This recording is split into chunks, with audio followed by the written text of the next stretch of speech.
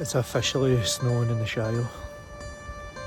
But the joke is the diesel heater's in and I can't use it. So when I bought this fuel tank, it gives you like a wee nozzle that basically you put through here and then pull it out there and you tighten it up, blah blah blah.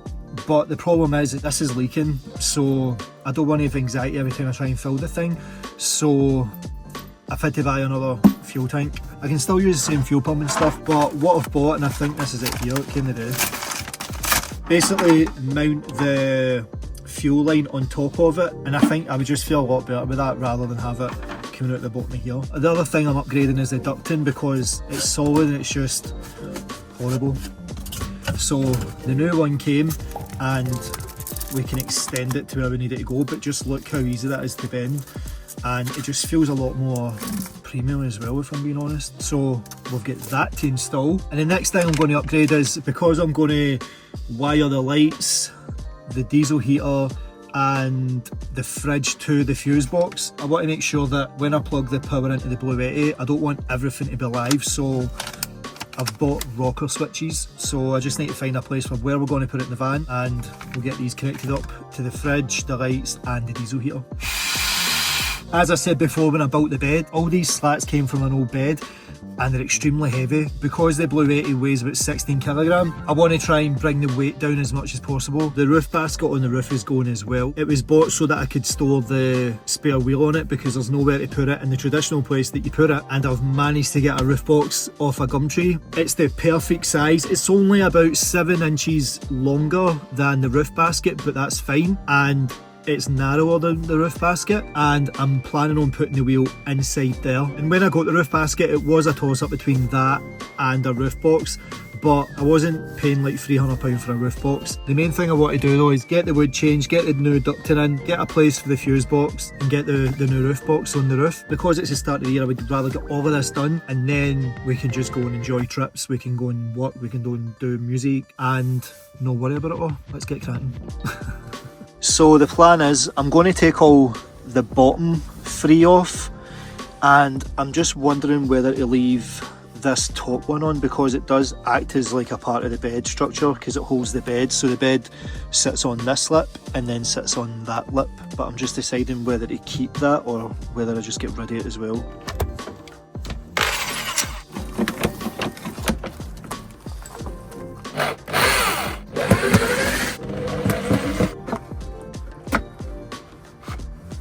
We just take everything off from here down and just leave the one going on just now.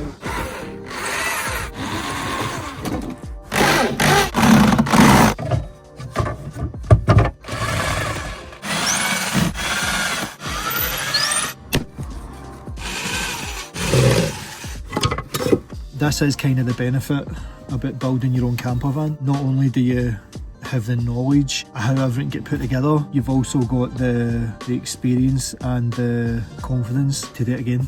So aye.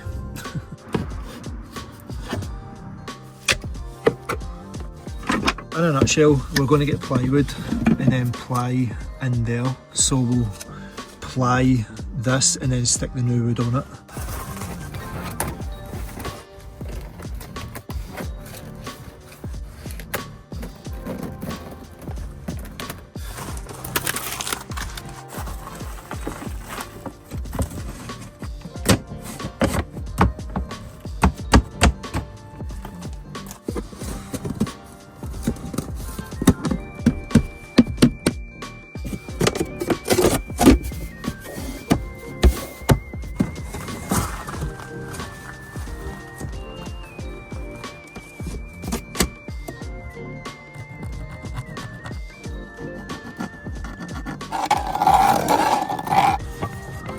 So rather having that warm air coming out the old ducting round about there, it's now going to come out at floor level.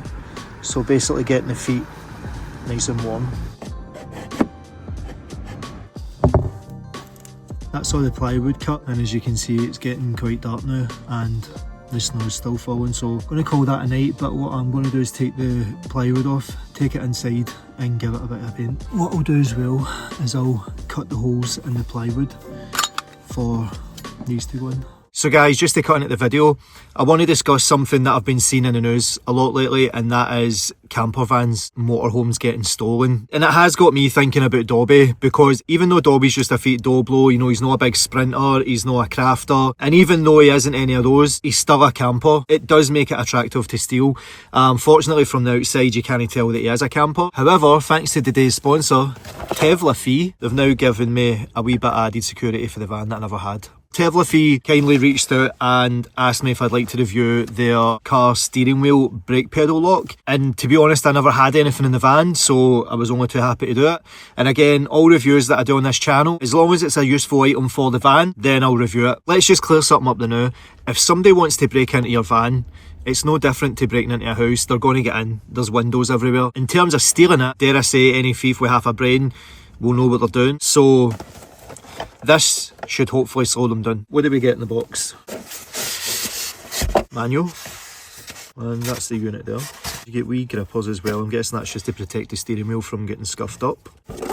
And you also get 3 keys as well. That's pretty cool. I have checked our website and they do say that along with using this as a security method as well, if you were stuck in your car for whatever reason in an accident, they're saying you could basically use this to smack the window and get it open just to get out. Let's get it open. There is 3 different sizes that you can get, so you just need to make sure that you pick the right one for your car. So this is the longest one, and I think this one's 92 centimetres. That's clearly not 92 centimetres. So this bit here also extends, so you just grip it and then pull. Just remember that if you think you've bought it too small, just remember this bit comes out quite a bit. It comes out probably almost as long as this bit here. So let's go and fit it and see what it looks like. As long as it's quick to install and use, then it's a win on my book. So this bit's thinner than that bit, so I'm guessing this would be the steering wheel part. Round the brake pedal, and then put the key in, which extends out and then fits over. Take the key out and then just start pulling it in. And that's it all hooked up. Excuse the mess, it's still to get a valet. So as you can see, it's just hooked in at the bottom brake and then comes up to the steering wheel. It's nice and solid as well. And then to get it off, it's just a simple case of putting the key in, and then it just basically comes off like that. But yeah guys, that's it. A nice security addition to the van. If you're sleeping in your van at night and you're hearing noises outside and you grab this, it's got a bit of weight to it. Solid piece of kit guys, and if you want to pick it up, I'll leave a link to it in the description on Amazon. I think just now you can pick it up for 38 quid, which is pretty decent. Go check them out. Vanlife, thanks again.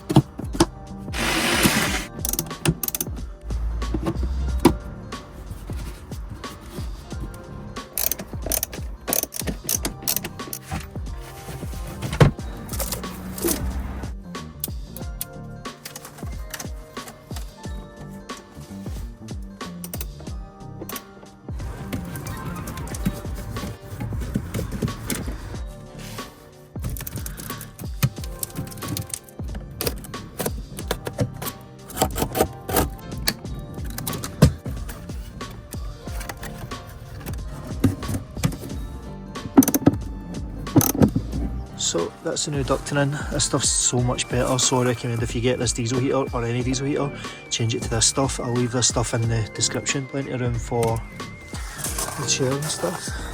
Just coming in through there, and nice and secure there. And then the finished article just looks so tidy, doesn't it? So that's at least the plywood in now. I need to set and coat that or run out of paint. I will be doing that as well, but I'll be doing it at a later date.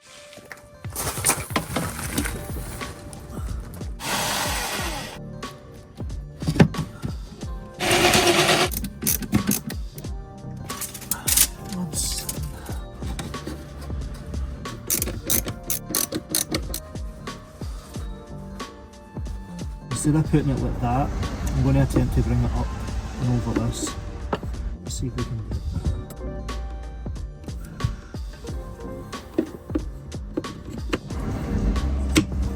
Haha! Look at that. First time as well. There you are, so I managed to get it and then over. I've put a wee bit in there as well, just to tidy it up a wee bit, just to make it more symmetrical and square. These are just going to get stained the same as this. I quite like it, I quite like the openness of it, and then obviously you've got your vent at the bottom down there as well. It just all looks nice and neat. And I've done the same to this bit as well. So I took the other bit of wood away, cut it in a wee notch so that it fit, and yeah, just the same thing. I'm going to take all the bits off and stain them, and I think what I'll do is I'll make the platform for the fridge to sit on. And as you can see, there's plenty of room underneath the diesel heater.